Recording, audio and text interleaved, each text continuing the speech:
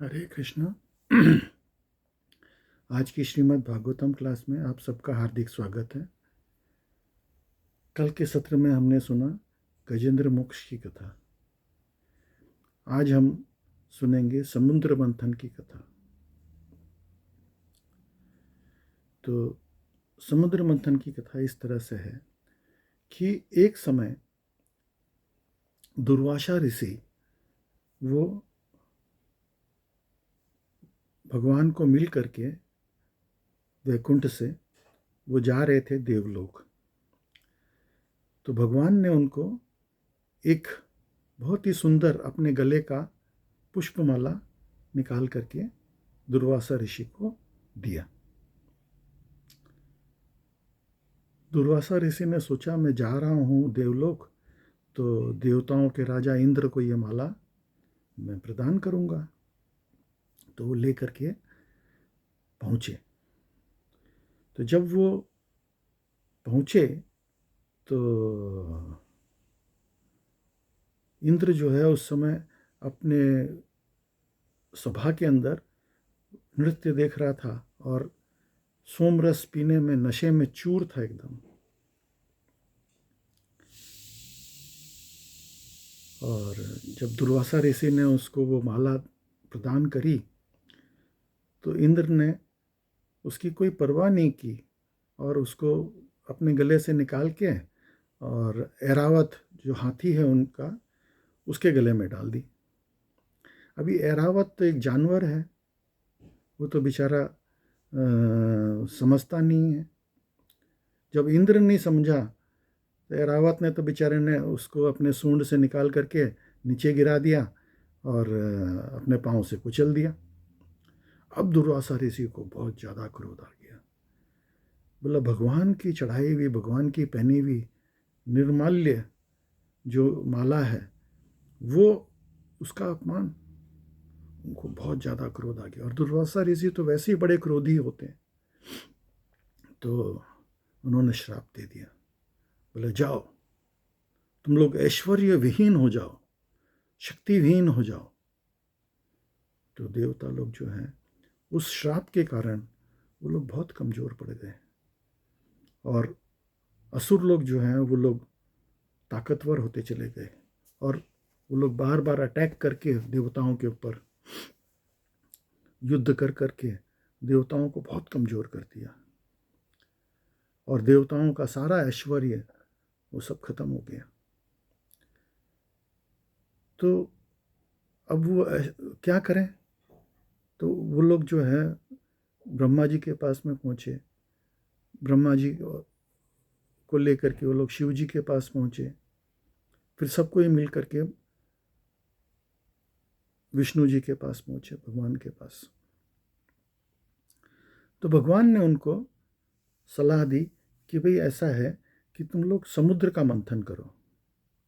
जब क्षीर सागर का मंथन होएगा तो उसमें से अमृत निकलेगा और इसके अलावा भी कई तरह के रत्न उसका मंथन में निकलेगा। लेकिन क्षीर सागर को मथने के लिए कोई मामूली बात तो है नहीं। अब इतना बड़ा समुंदर, उसको मथने के लिए मथानी चाहिए, उसको मथानी को चलाने के लिए उतनी बड़ी रस्सी चाहिए। तो भगवान ने बोला कोई चिंता मत करो, मैं सब चीज़ में मैं हेल्प करूँगा। ठीक है। अब अकेले असुरों ये देवताओं की तो इतनी ताकत भी नहीं थी क्योंकि वो लोग कमज़ोर पड़ चुके थे। तो भगवान ने उनको समझाया, बोले एक काम करो, तुम लोग जो है असुरों के साथ में दोस्ती कर लो और मिल करके तुम लोग ये मंथन करो। और तो बोले वो लोग हमारे साथ में क्यों मिलेंगे? बोले तुम लोग उनको ये वादा करो कि इसमें से जो भी निकलेगा हम लोग बांट लेंगे और आप लोगों को भी अमृत दिया जाएगा। तो सब ने मिल करके आपस में और असुरों ने और देवताओं ने मिल करके विचार किया। बोले ठीक, हम लोग मंथन करेंगे। तो फिर उसका प्रिपरेशन करना था। तो जो पर्वतराज है उन्होंने बोला भी मैं मेरी तरफ से जो है आपको मंदार पर्वत, जो कि बहुत ही सुंदर उसका शेप था, मथानी जैसा, बहुत लंबा और बढ़िया तो उन्होंने मंदार पर्वत को प्रदान किया। अब मंदार पर्वत को वहाँ से लाए कैसे? तो ये लोग उसको उठा ही नहीं पा रहे हैं, राक्षस लोग और देवता लोग मिलकर के भी नहीं उठा पा रहे हैं। कोई उसके नीचे दब जाता है, जरा सा उठाते हैं, जरा सा हिलाते हैं। बोले अब उसको वहाँ से हिमालय से उठा करके समुद्र के तट तक लेके कैसे जाएं? तो भगवान ने गरुड़ जी को आज्ञा दी।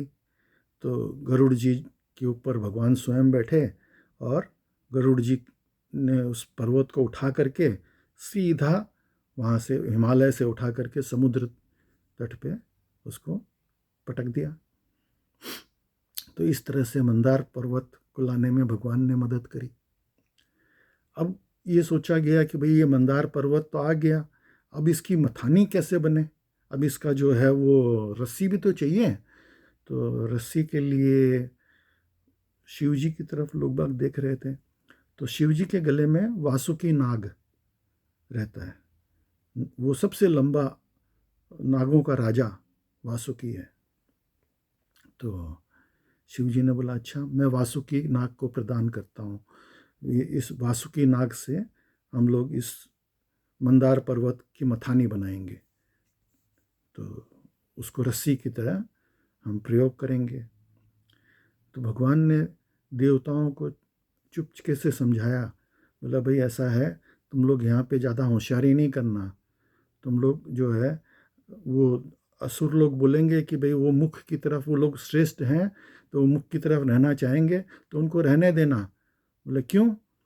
बोला वो वासुकी के मुख से जो है विष निकलेगा, विष निकलेगा तो तुम लोग तो सहन नहीं कर पाओगे, काले हो जाओगे, जल जाओगे।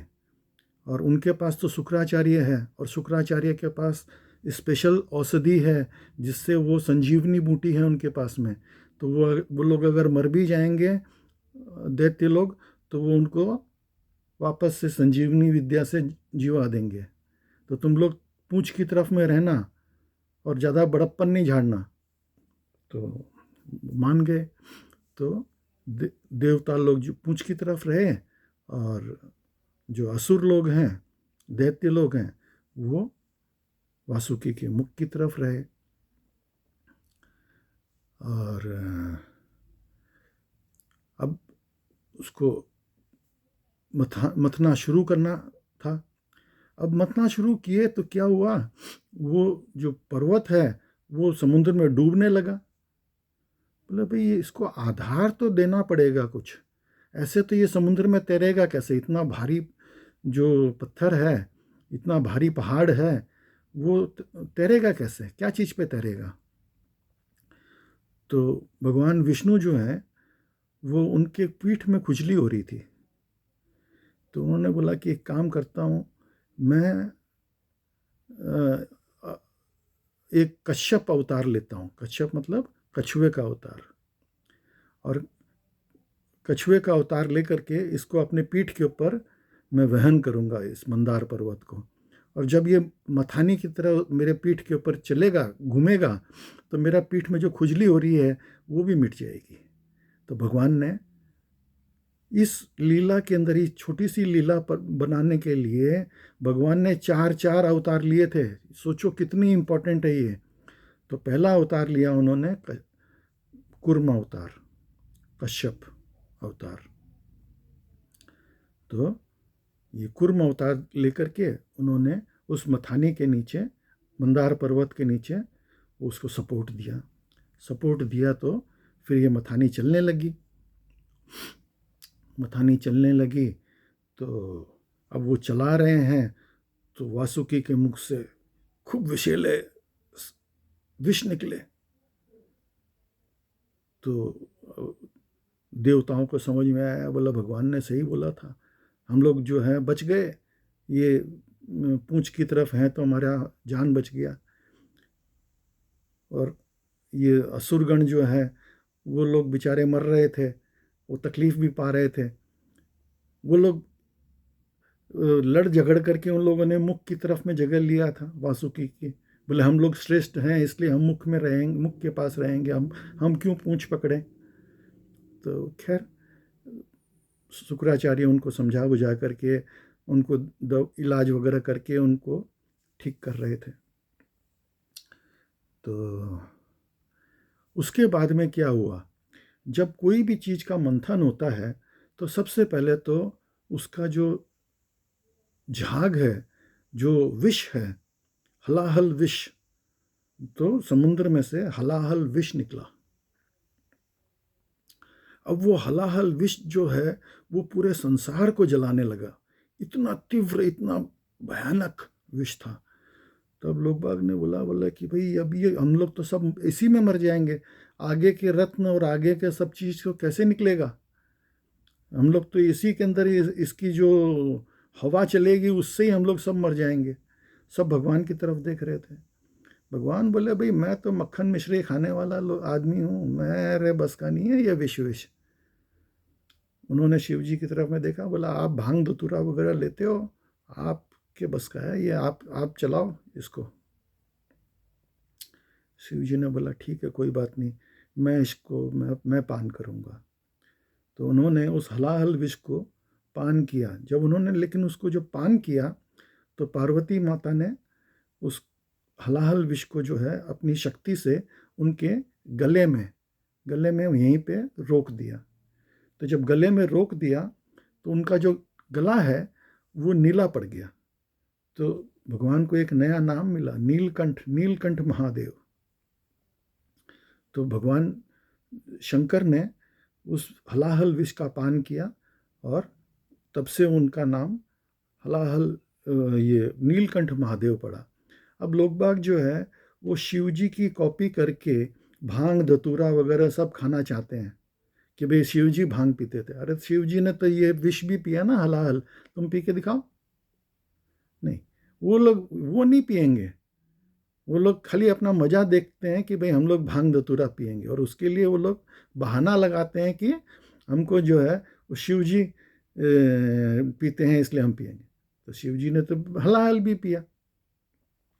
खैर हमको किसी बड़े व्यक्ति का हम लोगों को अनुचरण करना चाहिए, उनकी कॉपी नहीं करनी चाहिए। इसलिए अगर शिव जी कुछ काम करते हैं तो उनको हमको प्रणाम करना चाहिए। ठीक है, हलाहल का काम हुआ। अब उसके बाद में अब उसमें से कई चीज़ें, कई रत्न वगैरह निकले। तो सबसे पहले उसमें से निकली सुरभि गाय। सुरभि गाय क्या है? कामधेनु, कामधेनु गौ। तो कामधेनु गौ को ऋषियों ने बोला भाई हम लोग यज्ञ वगैरह करते हैं तो हमको जो है घी ये सब लगता है। तो देवताओं ने बोला भाई ये हमारे को दे दो, हम आपस में हम लोग बांट लेंगे, ऋषियों को दे देंगे। तो वो लोग यज्ञ वगैरह करने में वो गाय का घी वगैरह सब काम में वो लोग लेते रहेंगे। तो सुरभि गाय जो है देवताओं के हिस्से में आ गई। उसके बाद में दूसरे नंबर पे निकला उच्चैश्रवा घोड़ा। बहुत ही श्रेष्ठ सफ़ेद रंग का घोड़ा, बहुत ही सुंदर। तो इंद्र ने बोला भाई देखो ऐसा है कि मैं देवताओं का राजा हूँ और घोड़ा जो है वो राजा की सवारी है, तो ये मेरे को दे दिया जाए। तो ठीक है, लोगों ने उसको, अभी शुरू में ही अगर सब कोई लड़ने लग जाएंगे तो अच्छी बात नहीं है ना, क्योंकि अभी आगे भी कई चीज़ें निकलनी हैं कई। तो लोगों ने उसको मान लिया और उच्चैश्रवा घोड़ा इंद्र को दे दिया। उसके बाद में उसमें से निकला ऐरावत हाथी। अब ऐरावत हाथी जो है सफ़ेद रंग का बहुत ही सुंदर हाथी, जिसके 7 सूंड थे, 7 सूंड वाला हाथी, बहुत ही सुंदर। तो एरावत हाथी भी जो है वो बोला हाथी जो है ये राजा की सवारी है, वो भी इंद्र ने ले लिया। ठीक। अब फिर चौथे नंबर पे उसमें से निकला कौस्तुभ मणि। अब लोगों ने बोला ये इतना इतना सुंदर मणि है, ये भगवान विष्णु ने हमारे लिए इतना सब काम किया है, तो ये कौस्तुभ मणि भगवान को दे देते हैं। तो वो भगवान विष्णु को दे दिया गया कौस्तुभ मणि। उसके बाद में नेक्स्ट निकला कल्प वृक्ष। तो कल्प वृक्ष जो है ये इच्छा पूर्ण करने वाला पेड़ है। माने कल्प वृक्ष ऐसा पेड़ है जिसके नीचे आप अगर खड़े होकर के कुछ भी इच्छा करते हो वो तुरंत संपूर्ण हो जाती है। तो बहुत ही माने विचित्र पेड़ है। तो ये बोले कि भाई ये पेड़ वेड़ ये असुर लोग क्या करेंगे, बोले इसको स्वर्ग में लगा दिया जाए। ठीक। तो कल्प वृक्ष को जो है स्वर्ग में लगा दिया गया। फिर उसके अंदर से निकली अप्सराएं। तो अप्सराएं जो है वो भी जो है इंद्र ले गया। अब दानव लोग जो है वो लोग वेट कर रहे हैं अपने पारी का कि अभी तक तो हमको कुछ मिला नहीं है, ये सब जो है ये लेकर के जा रहे हैं। ठीक है। उसके बाद में नेक्स्ट निकली लक्ष्मी देवी। अब लक्ष्मी देवी को देख करके सब मोहित हो रखे हैं, लेकिन लक्ष्मी देवी बोली भाई मैं तो जो है देखो नारायण से विवाह करूंगी, वो मेरे पति हैं जन्म जन्मांतर से, हमेशा से, तो मैं तो नारायण से विवाह करूंगी। तो सबने मान लिया और उनका विवाह भगवान के साथ में हो गया। अब असुरों ने बोला भाई अब बहुत हो गया, अब जो भी निकलेगा अब पहले हम लेंगे। ठीक है। तो उसके बाद में वरुणी जो मदिरा की जो देवी है वरुणी वो निकली। तो वो राक्षस लोगों ने सारे मदिरा उन्होंने ले लिया, मदिरा। उसके बाद में नेक्स्ट निकला धन्वंतरी। धन्वंतरी ये भगवान का ही अवतार है। भगवान ने ये दूसरा अवतार लिया, पहले कूर्म अवतार जो कछुए का अवतार, और ये दूसरा अवतार है ये भगवान का इस लीला के अंदर कूर्म अवतार। ये निकला और उनके हाथ में था अमृत कलश। और तीसरा अवतार भगवान ने लिया, ये मथानी चलाने के लिए ऊपर में भी वो मंदार पर्वत के ऊपर कुछ वजन रखने की ज़रूरत थी। तो भगवान बोले मैं स्वयं ही बैठ जाता हूँ। और सब कोई चला चला करके थक गए थे, ये मथानी चला चला करके, असुर लोग भी और देवता लोग भी सब थक गए थे। तो भगवान खुद ही अजिता के रूप में उन्होंने अवतार लिया और उस पर्वत के ऊपर भी बैठ गए और स्वयं ही अपने दोनों हाथों से इस मथानी को चलाने लगे। तो ये भगवान का तीसरा अवतार है इसी लीला के अंदर। तो अभी आप सोचो, कूर्म अवतार, अजिता अवतार और धन्वंतरी अवतार, 3 अवतार ले चुके हैं भगवान। अब धन्वंतरी जब निकले तो उनके हाथ में अमृत कलश था। अब अमृत के लिए मारामारी चालू हो गई, आपस में ये लोग लड़ने लगे। वो कोई उसको खींच करके इधर भाग रहा है, कोई उसके पीछे भाग रहा है, बहुत भगदड़ मच गई। तो असुर लोग ताकतवर थे, वो लोग अमृत लेकर के भाग गए। जब अमृत लेकर के भागे तो देवताओं ने भगवान की तरफ में देखा, बोला प्रभु अब क्या करें, जिसके लिए तो सारा काम किया था। तो बोले तुम लोग क्यों इतना लालची बन रहे थे, सब चीज लिए जा रहे थे, तुम लोगों को मैंने समझाया था कि भाई आपस में बांटना, तुम लोग सब लिए जा रहे थे। खैर, अब भगवान जो है उसकी युक्ति निकालेंगे। वो कथा जो है उसमें भगवान एक और अवतार लेंगे अभी, मोहिनी मूर्ति। ये कथा हम कल आगे सुनेंगे।